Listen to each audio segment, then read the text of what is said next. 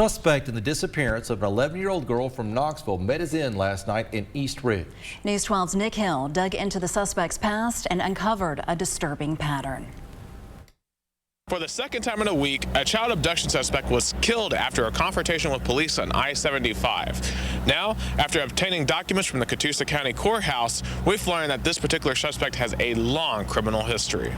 38-year-old Edward Dale Aarons is the suspect that TBI says was killed early Friday morning just after 1 a.m. They say that detectives from Knox County and deputies from Knox County were attempting to stop Aarons in connection to the disappearance of 11-year-old Aubriana Mays. Mays had been missing out of the Knoxville area since Tuesday and had been the subject of an endangered child alert. The TBI says when deputies tried to stop Aarons, he wouldn't comply and promptly ran over 3 Knox County detectives. That is when they say 4 other officers shot Aarons, and he shortly thereafter died at a hospital.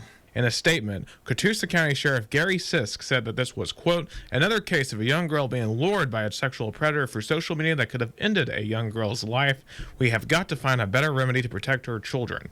End quote. Aarons was a registered sex offender in Georgia whom the database said lived at an address in northern Knox County. He had served 2 separate stints in Georgia state prisons, from 2004 to 2005 and 2008 to 2018, according to the Georgia Department of Corrections. In 2003, he had pled guilty to 4 counts of aggravated assault against police officers, according to a Knox County sentencing document.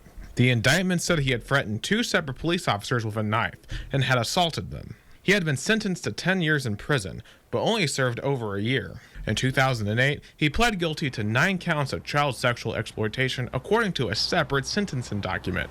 An affidavit from that arrest stated that Aarons had possession of child pornography which depicted a minor in sexual acts. He had been sentenced to 40 years in prison for those charges, but was released after only 10 years. His probation conditions at the time stated that he was to be on the Georgia Sex Offender Registry and adhered to numerous guidelines, including very limited to no contact with minors and strict computer usage policy. The TBI is investigating the officer involved shooting at the request of Hamilton County District Attorney Cody Wamp, and Knox and Knox counties have placed the involved officers on paid administrative leave. The Knox County Sheriff's Office says that the 3 detectives who were involved in the incident all have non-life-threatening injuries, and that Mays is safe and alive. Reporting from Knox County, Nick Hill, News 12.